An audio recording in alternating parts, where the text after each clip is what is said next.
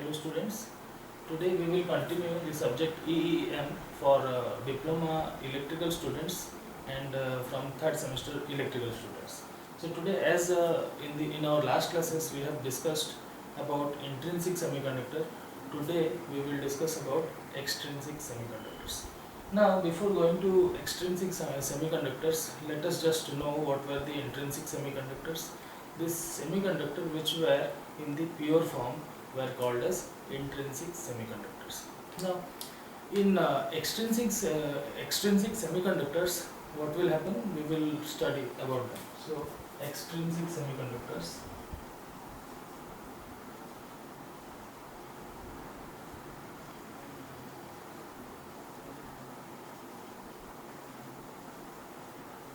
So, this is about extrinsic semiconductors.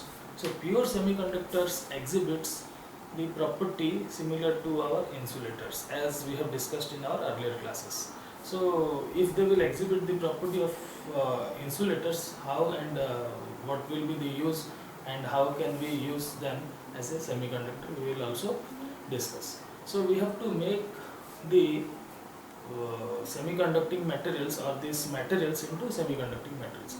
So by bringing their temperature to 0 degree Kelvin, the materials can be made or they can behave like pure insulators. So this is the thing. And now in semiconductor or in your external or extrinsic semiconductors, what happens is little use of pure or intrinsic semiconductor or the semiconducting material which are intrinsic have very limited use rather. So they are used where the application where heat is involved or light is involved, we are using those kind of materials. So why again we are using for heat and light? Because in those type the amount of energy required to liberate the valence electron is higher. So in that case we can use silicon and germanium, those intrinsic semiconductors properly. But for the use of external or extrinsic semiconductor, what we have to do? So we will discuss in our today's class. So the extrinsic semiconductor, some amount of impurities are added to make them extrinsic semiconductors. So we have to add some impurities, and by adding impurities or the process of adding impurities can be called as doping, right? So by how and what amount of quantity should we dope? Now the amount of doping decides the behavior of the semiconductor. So the quantity of the doping should be exactly or very much what do you call controlled qualities. It has to be very much in a controlled manner. If I will or if we will go to add more amount of impurities, then it may not work as a perfect semiconductor, or it may also work like a your insulators also. So the quantity has to be controlled. Now according to the level of or the amount of doping, this again can be called as your doping level. The doping level depends upon the quantity of the impurities which has been added to the material to make it a extrinsic semiconductors. Now there are basically two types of extrinsic semiconductors.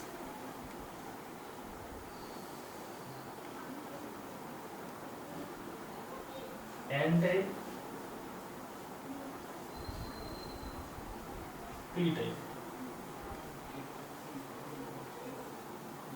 Now students, before going to that, let me tell you one thing, that you have to understand by these theories and you have to make notes with what I have sent you, a soft copy of a EEN book, so you might refer that and you have to make notes. So I am just making you understand what are the things you will have to I mean you need my help or somebody's help so that you can make your material and can understand them also.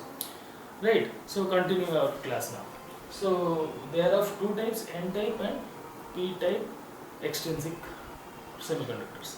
Now in N type and P type, in both of this type we have to add impurities. Now, which kind of material will be called as a N-type material, which type will be called as a P-type, how to remember? So there is a easy method. In these two methods or these two type of semiconductor, we are doping or we are adding impurities having pentavalent impurities, and another one is having trivalent impurity. So which one we should add pentavalent impurity, which one should we add trivalent impurity? So it is a easy method to remember. In this P-type, we will add trivalent impurity.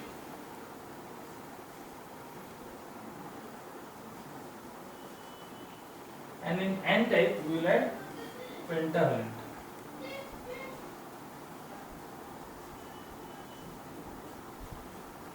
So how to remember? See, we have a P-type metal, so P stands for the thing which can be which starts from the letter P is penta, so that will be the opposite one. So you can write pentavalent for N-type, and the rest which is left out, what is left out? Trivalent. So trivalent will be written here. So this way you can remember. So in the exams also, if pentavalent impurity you need to dope, so you will not go to dope with the P-type, you will go and dope with the N-type. So it can be easily remembered also. So this was the thing, or this is the impurity which we have to add to make a N-type material or a P-type of semiconductor, extrinsic semiconductor. Now we'll go a little bit further. Now in this N-type of extrinsic semiconductor, so how doping is done, and what are the example, we will just study it now. So the N-type of extrinsic semiconductor, when a pentavalent impurity is added to them, or it has been doped, what will form? It will form a N-type of semiconductor. What are the examples of these impurities? The impurity can be antimony, phosphorus, or arsenic also. So students, before understanding these three examples which I have told you, that is antimony, arsenic and phosphorus. So I think you should know what are impurities. See, the word impurity means the thing or the substance which are not needed. Now, is arsenic, is antimony or phosphorus not needed? So it will be decided according to your needs or requirement. Suppose I require arsenic and antimony in certain experiment, then they will be useful for me. If I don't need any other material, then it will be a extrinsic, it will be a impurity for me. So I should give you another example. Suppose for the cases, suppose you have to, what example should I give exactly? Suppose you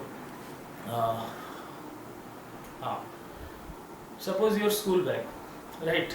In your school bag, there has to be your books, copies, your pen, pencil, rubber, and related to your school things only. If there will be any other things inside your school bag, that will be treated as impurities, or I am taking you an example so that you can easily understand. So inside the bag, that the things which are used in a school or in a classroom are useful things, the rest other things will be treated as your impurities. Similarly, here also, these pentavalent impurities which we are using as antimony, bismuth, or not bismuth, arsenic and phosphorus, these are impurities which are not needed. Now, if they are not needed, why I am adding this impurity over here?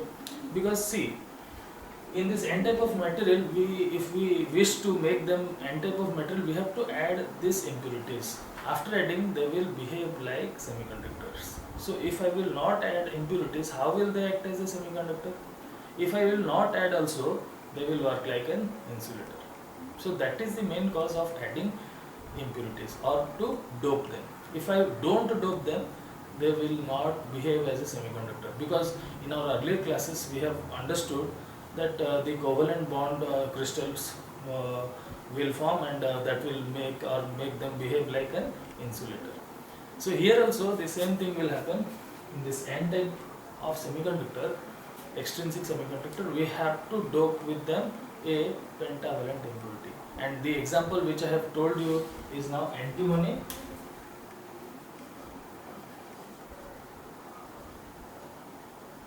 phosphorus I have written in short phosphorus and arsenic, Ar.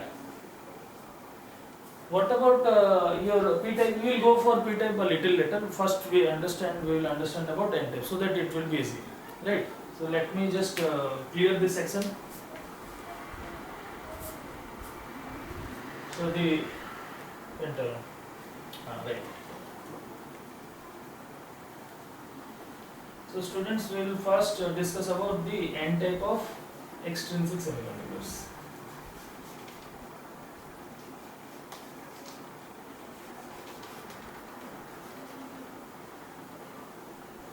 So we hope that you all are benefiting from the classes from which we have already posted in your SKDA with GP channel, and please go through them, and if you have any sort of difficulties, do not hesitate to ask us.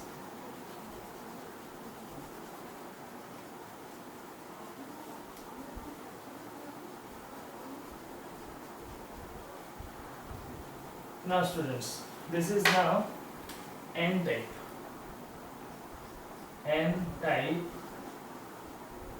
extrinsic semiconductors.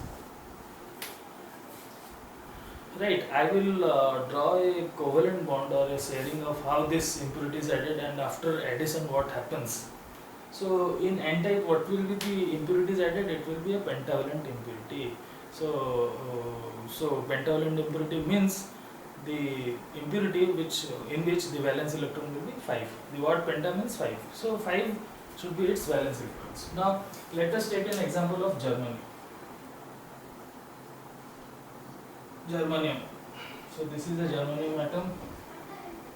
So I am making a crystal. So there will be, again we can make number of germaniums here, this side, every side. So let us add this with arsenic. Right, As, its chemical representation is As. Now germanium, its valence electron is 4 or not.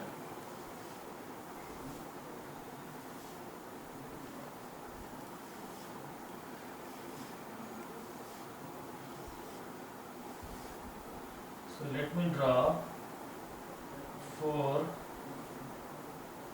valence electrons.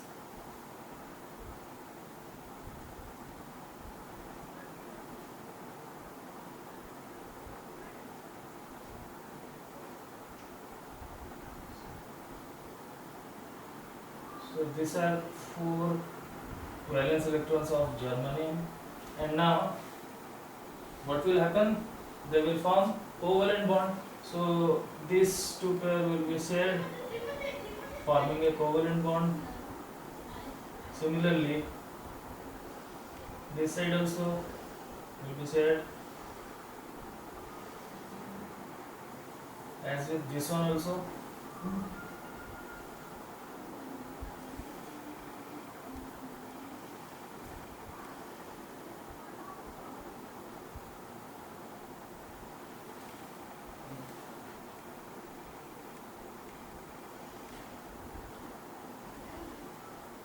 Now, the arsenic, what is the number of valence electron in the arsenic? Because already we know arsenic lies as a pentavalent group, so its valence electron is 5. 5 number of valence electron will be in arsenic. So I am drawing 4 of them, and let us now allow them to participate in the covalent bond.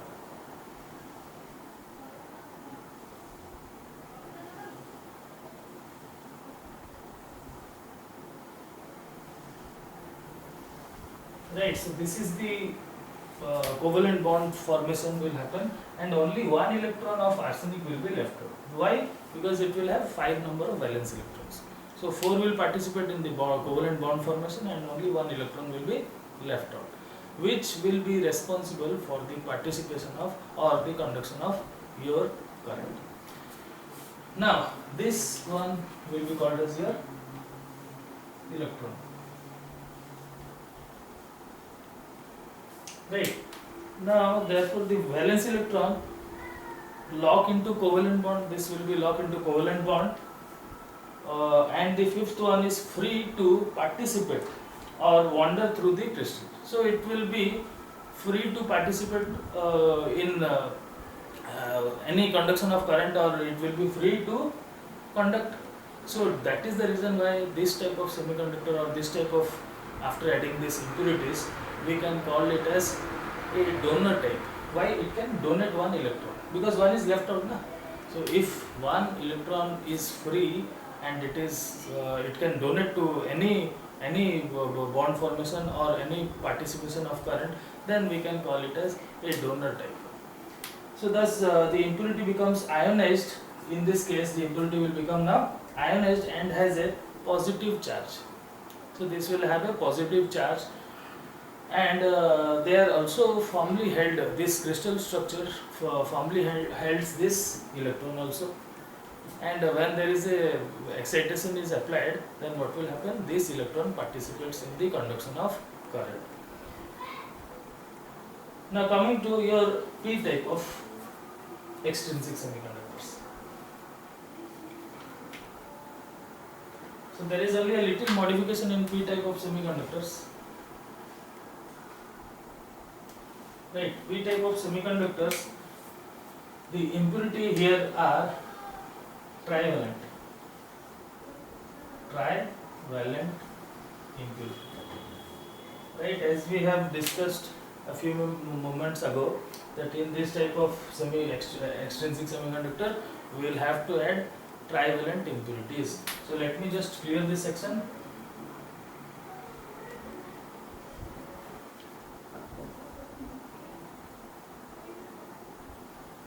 So again, for simplicity, let us take germanium only, and we have taken indium in this case.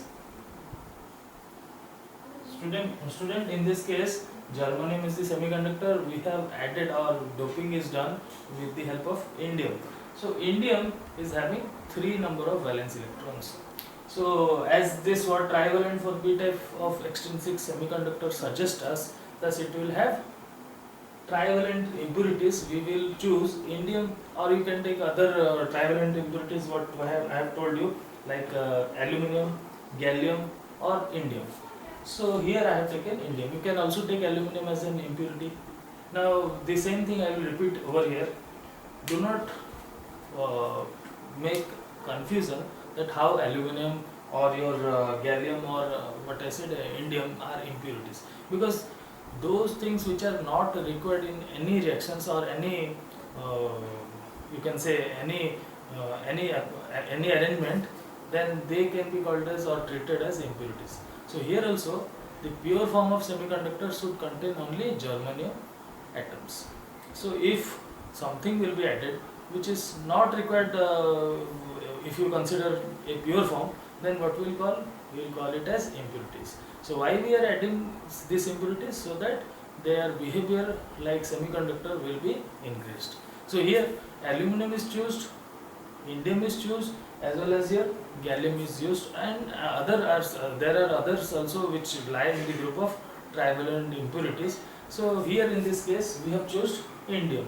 So the amount of valence electron here is 3. So I have shown you also 1, 2 and 3 which will participate in the covalent bond formation. Only there will be one lacking of electron. So what will be that form? It will form a hole.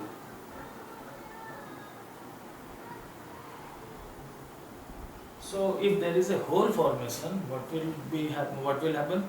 This hole will act as a positive charge and will try to attract electrons, and as a result the nearby atoms. So let me just complete this diagram.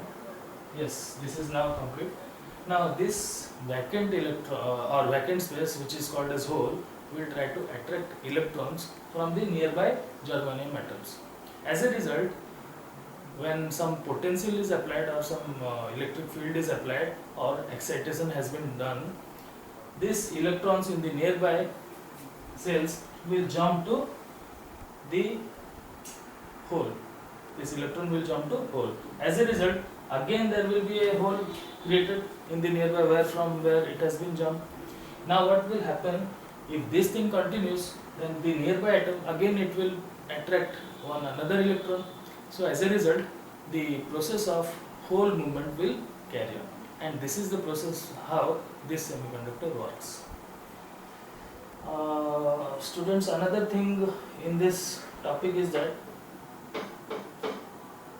so to make the stability of 8 electrons, that is we are intended to make it 8, so you can take it in any other, in any case also. Here also if you count 1 2 3 4 5 6 7 8, so you will find 8 number of electron will be participating for the formation of covalent bond. So here also, after the hole is been formed, it will try to attract the electron and will occupy that place. The vacant space which has been created in the nearby, it can be here also, here also, so it will be nearby only, because more force will be attracted in the nearer ones, na? So in this process only it works, and that is the reason why this type of uh, your extrinsic semiconductors are or your p-type semiconductors, this type of are called as your acceptor. Earlier this p-type were called as your donor, this p-type are known as your acceptor ones. So this process continues this way. As a result, the crystal behaves like a semiconductor and work satisfactorily. So next class we will read about semiconducting materials, their application also. So you can make the notes from this class and from the earlier classes also. So thank you for watching this.